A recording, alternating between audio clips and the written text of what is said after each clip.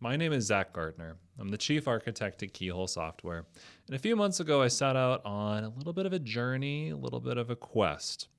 Generative AI, I had been hearing all about it. I had used ChatGPT. I had looked into things like LangChain, but I was starving for really, really good insights from people that are actually using it. I didn't want to go on this mission alone.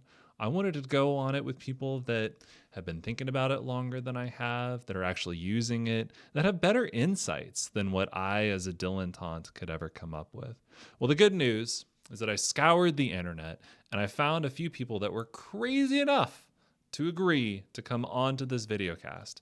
Today, with me on this videocast, on this little journey, is Barron Stone. He's the AI product lead at Defense Unicorns and has an awesome shirt and an awesome mug. Barron, how's it going? Hey, Zach, thanks for having me on. So yeah, Anytime. Barron Stone, I'm with Defense Unicorns. We are a U.S. defense contractor. I feel funny saying that, but I have been asked multiple times, what industry are you in, or are you a defense company? Yeah, it's right there in our names. But yeah, we build and deliver software capabilities for national security missions. And as you said, Zach, I lead our product team developing out AI capabilities. We've got an open source tool called Leapfrog AI, which enables you to self-host generative AI models. So you can take AI into those, disconnected air-gapped environments, classified environments where, national security missions tend to operate. And then we're building on top of that to kind of extend out to, AI is a very broad. It's more than just generative AI. I know that's what we're here to focus on, but a lot of things. So being able to deliver AI for national security capabilities. So that's my day job, and then I also on the side, I guess the reason I got into the defense industry, I've been in the Air Force for 12 years, so still and serving as an active reservist. So they let me put on the uniform every once in a while and stay connected to the mission that way. And I had a background in electrical engineering, so something people always ask, like, "Are you a pilot?"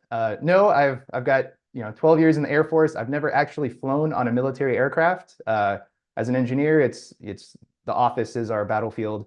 Working acquisitions and trying to make sure we're getting those capabilities to the warfighter and making sure they have the best things that they need. So I think that's kind of me in a nutshell there. Yeah, no, really cool. And I forgot to mention this before, but no, thank you very much for your service to our country. So I've had Great. uncles in the Air Force, grandpa was in the Navy.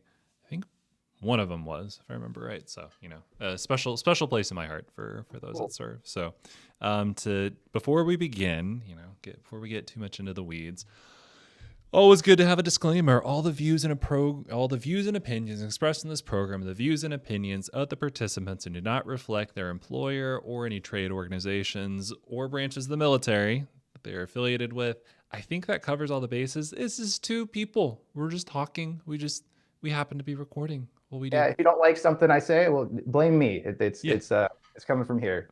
Yeah, totally, totally. And okay, so to get it started off with, Chat GPT. I remember it coming out in probably first time I used it was like January, I think, 2023. Used it for some fun little things. I had it made a little bit of recipes, but it really wasn't until the last couple months that I've really started to see how it can be applied to me in my professional life as a chief architect. So to get us started off with, I'm curious, kind of what's your experience been with generative AI? Where did you first start using it? And how are you using it today in your personal life as well as your professional life? Yeah, so I think kind of like you started playing around with these tools as they came onto the scene over the past year or two. I'll start with where I've used it personally because I think personal is more fun than what I do for work. So a lot of the kind of the creative stuff. So like the image generation being is kind of one of the fun toys to play around with. And I think the specific example, and I had a feeling you might be asking this question, Zach. So I brought a friend along. So this is my octopus. I don't know if you can see him there. Maybe have to Oh give yeah, a if you hold it close to your face, I think the thing yeah does it the well. Yeah, I dig it. algorithm. Anyways, so this was the one and only the first picture I've ever painted. I painted it back in 2013, and it's a octopus playing a piano, and I had in my head all of these other sea creatures. I wanted to give him a full band. I had a visions of a seahorse playing a saxophone and like a crab playing the drums and all these characters I wanted to give them. But I'm not a good painter, and I didn't have the time or energy to actually go and execute on those things. So these ideas have been cooking in my head for over a decade.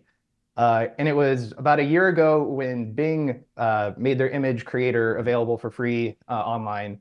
I sat down on a Sunday morning, 2 cups of coffee, and was able to get all of these ideas out of my head and actually, produce 8 other bandmates from my Rocktopus. And it was just kind of that, taking these things that are in my head, but I didn't have the skills to execute on, and using AI to kind of get that out. So that was I don't know, like a very personally satisfying, just artistic piece. And then other ways I've been, just using AI that has kind of amazed me in daily life. So my wife and I, we went to Japan a couple months ago for the first time. Neither of us speaks Japanese, so having things like Google Translate to get around was indispensable. And I think the coolest thing I discovered was ChatGPT. I had just got the ChatGPT app installed on my phone, and we were walking around Osaka, and there's like this clown character that I was seeing everywhere. I was like, what is this clown all about? And so I just snapped a picture and said, ChatGPT, what is this? And it was able to, go and identify it, and it's some mascot. I think it was an old restaurant or something, and it's kind of exploded into, he's in marketing stuff all over the place. And, the fact that it could go, take that picture, go find that information, and then synthesize, a concise little answer or question that can generate a concise little response that then I could even, go and ask questions and dig deeper into, just kind of like blew my mind of how easy it was to use these tools. And that's information I probably could have got by just Googling Osaka clown, and, I would have found something, but it was that experience really showing the accessibility. And I say the one other personal use I have, so like I said, my background is in electrical engineering. So used to write a lot of coding. As my career has taken me the management route, I don't get to do that professionally as much as I'd like to, but I still occasionally will go and do projects to scratch that nerd itch. And so started dabbling around with, hey, ChatGPT, write me a Python, function to do X. And I've been very impressed with just those capabilities. And I know a lot of our developers are using AI much more, who are, developing every day, really getting it into their workflows and more experience. Like I say, I'm a dabbler on that front, but it's been really cool. Mm-hmm. And I will also say, like, one area I don't use AI in my personal life that I know a lot of people do, and that is writing like content for LinkedIn, or writing thank you or happy birthday cards or things like that. And I've tried it a little bit. I tried saying, hey, generate me a LinkedIn post, but I found that by the time I came up with a topic or something that I wanted, what it generated has that very AI generated feel to it, and then trying to go and rework that to have a human side is like I should just have written it from the first place. And also thinking, like, if I'm putting things out in those forums, it's want it to come from me. I want it to be Barron GPT, not Chat GPT. So I don't know. I bring that up, like, I don't use it for everything. I know some people are out there using it for those use cases, but personal choice. And then professionally, I've really gone to the explain things to me like I'm a kid. So as new topics come up, or new technologies, being able to get the sort of distilled, and being able to ask questions and dive deeper with some of these LLMs has been really helpful for me. And then I also use like LLMs for if I'm having to generate an agenda for a meeting, or what are we going to do? We just had a team offsite earlier this week, and I was like, I've got 2 days to fill. Like, help me figure out what we need to tackle. And so just using those tools to help get past that blank page in some of those planning things, I've found very helpful. That said, like, I know there's a lot of things I can do, like, plan me out a presentation for X, and there's even slide generation, things like that. That's something I personally haven't used as much, and that sort of goes to the the results I get, I find, don't have the human, or the Baron-esque, to use myself as a whatever. Like, it doesn't have that same feel I want. So sometimes it can help me get a start, but I find in the end I'll often end up rewriting or redoing most of what I get from those tools. But still learning every day, getting better, and trying always more and more to adopt it into my workflow for on the generation side of things. But synthesizing information also a great use, and that, yeah, explaining things and summarizing things, that just kind of speeds up my effectiveness. Mm-hmm. No, and I'm definitely with you, at least in terms of like text based content. I think images, like totally, like you, like I have probably not even done one painting, in my entire life. And I just, being an engineer by trade, we just have to think of things so analytically, like our brains, the way that the synapses are structured. We're just not super flowery, creative people. It doesn't come naturally. Being able to describe to a tool what it is that we're after, what are the things that we want to have it look like, what the cast of characters is. I've never heard of a rock octopus, but ever since you said that, I've had rock lobster playing in Yeah, my brain. So it's it's the rocktopus. It's all one word. It's octopus, octopus. octopus. I dig it. I would You go got for you got to give some, painting a try. Maybe it's a hidden talent you haven't discovered yet. You gotta try and find the how bad you are or good. You never know. the good Lord saw fit to give me certain gifts. That was not one of them. So no, that's a really good overview. Your journey is very similar to mine. I'm curious if you could talk me through in the defense space. What are some really interesting use cases that you're really excited about for generative AI? Even maybe just machine learning in general. Let's not constrain ourselves. This is a very unique space. Yeah, and I will say I'm really glad you said that last part because I think that's one thing I mean, LLMs are, the thing that's sucking up all the oxygen in the room. And Mm, I think people see that and it's a hammer and they're going around and trying to make a nail in everything.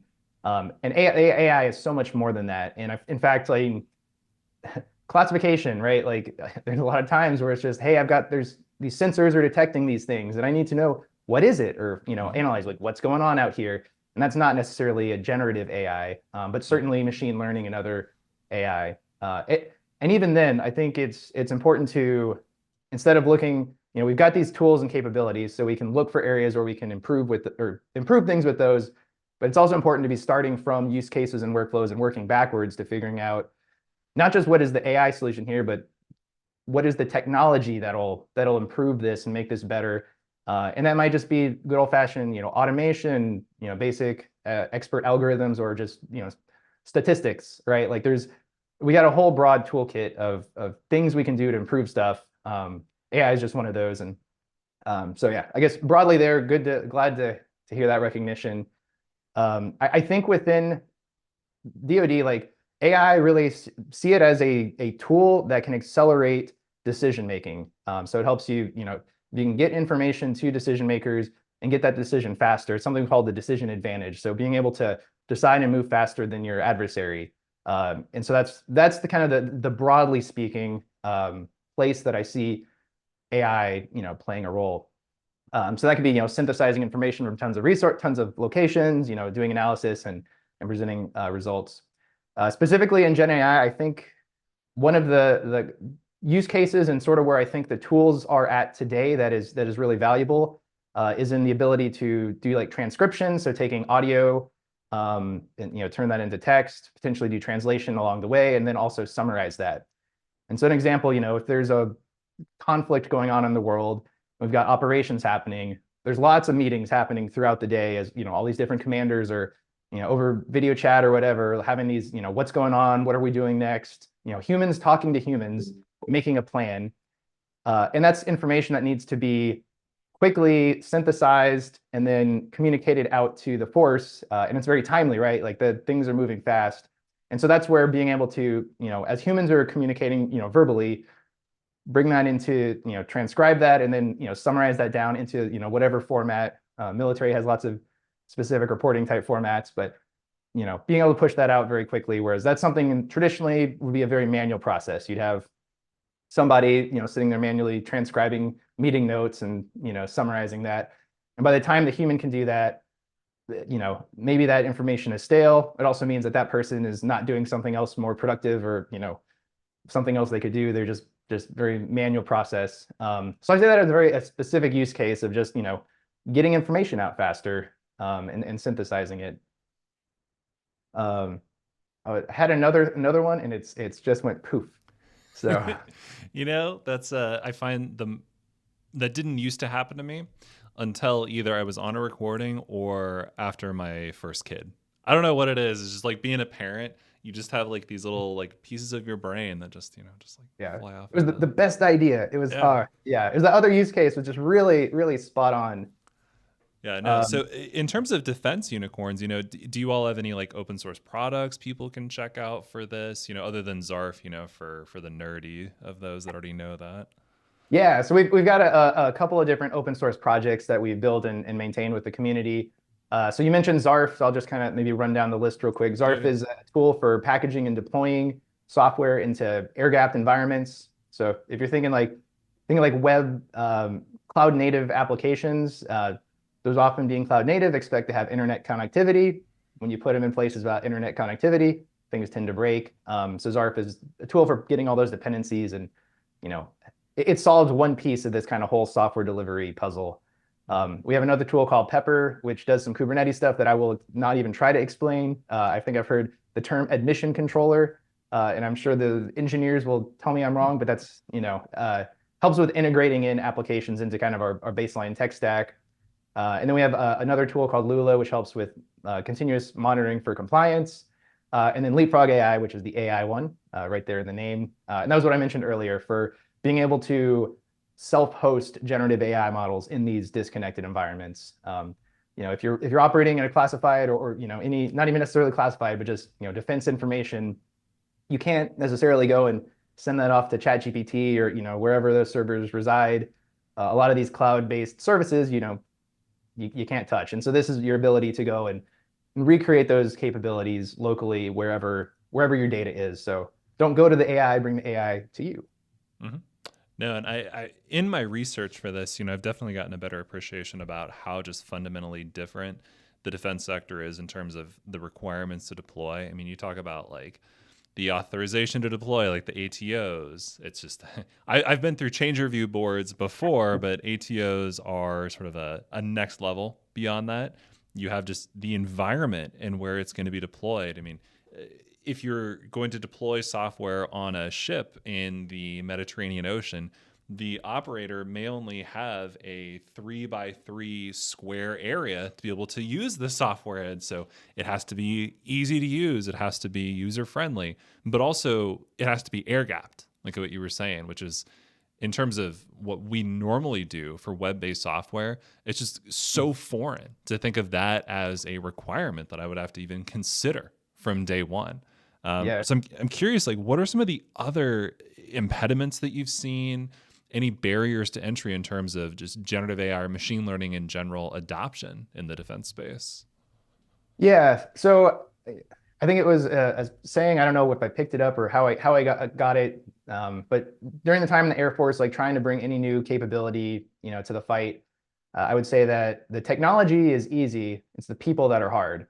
People are the hard part. And there's still a lot of technical challenges, and that's where like defense unicorns with these tools are solving a lot of those technical challenges, through tooling that can help with that. But I think adoption wise, people are going to be the biggest impediment. And I don't say that to like point the finger at anyone. There's certainly a lot of concerns and a lot we still don't understand across the board. So I think the main thing or the thing that'll progress things the best is a better understanding. AI literacy is maybe a term, maybe it's a little loaded term, but uh, what AI is, what it can do, and what it can't do. Because like right now, I even a couple weeks ago, I was having conversations with potential mission heroes we were going to work with, and they were asking, if I'm deploying this LLM and chatting with it, how do I know what it's telling me is true or guarantee it's accurate? And short answer is you can't. Like there's a lot of things you can do to restrict the response it's going to give you to prevent it from going wildly hallucinating. You can run all types of evaluation frameworks to determine how accurate this is within the scope of that framework and things. But in today, when you take this non-deterministic system out into production and start using it, you can't say with 100% certainty that what it's telling you is not 100% accurate. And when defense space, we have sometimes very big impact on decisions we make, and ultimately the human is responsible for the decisions that we make. We can't point a finger and say, oh, the AI told me to do this. AI told me this. Stone, you made that decision. Like it's on you. And so I think that makes that when leaders hear that, and if they don't understand AI, it gets very scary, and it's like that sounds very risky. I don't, and understandably so. Like I'm not criticizing there. So I think it's understanding where those limitations are, and then understanding with that, how can you use AI? How do you take what it tells you and make yourself more effective, make decisions, but not rely on it, and understand where those limitations are. And I think if we can get to that understanding kind of broadly, I think people will be more willing to use it. There's a lot of curiosity, but people are still kind of hesitant on that front. And with that comes recognition too, right? Like we live in an imperfect world. We're operating with imperfect information, often missing information, or sometimes incorrect information. So trying to expect an AI model to be 100% accurate, because it is not a fair assessment. It says, are we as good or better than what we're currently doing, with whatever manual process or things like that. And I think people also don't realize, like, LLMs are this new thing, and we're still kind of figuring out the bounds and what theirs are good for or not good for. But we've been using analysis tools and machine learning like for decades. Like it's not anything new. And if that tool gives you this information, like you as a commander are responsible for saying, do I think that's, what is my decision based on this information? And so there's a lot of opportunities to like use these generative AI models to generate potential courses of action, to say, based on this broad, swath of information that AI am able to collect and interpret and process and synthesize down, here's, ABC, the 3 potential courses of action, and why, what I'm recommending those. But again, commander ultimately responsible for taking that decision. So it's important that we design AI systems that can inform and improve, that accelerate that decision advantage. Want to make sure we're careful not to be something that's persuasive and persuading the human, that gets into some of that gray areas there. But as far as an information tool to accelerate things, I think people just need to understand or start to become more comfortable with that. And I think it'll get there, and we're seeing a lot of interest. So people are wanting to figure out, wanting to start use these things. It's just figuring out, once you can get that into place and you start using it, understanding, what do I trust? What do I not trust? How do I make myself more effective? Mm-hmm. Very good way to frame it. Very good way to sort of put a bow on the conversation. So if people are curious to learn more about you, learn more about Defense Unicorns, what social media platforms are you active on? Where should the people go? Where would you lead Yeah. them? LinkedIn for personally, I'm very active on there. And Barron Stone, if you search my name, I think I might be the only Barron Stone on LinkedIn, or Yeah. there's not a lot of other ones. The picture is this face, so find it. And then Defense Unicorns, we're also, as a company, very active on LinkedIn, so definitely recommend following us, posting on there a lot. And then defenseunicorns.com is our website, if you want to learn more about what we can offer there. Mm-hmm. I dig it. I dig it. No, thank you very much, Barron, for the time. Thank you for everyone that, stayed through to listen. Barron dropped some knowledge. Always appreciated. And ladies and gentlemen, I'll catch you in the future.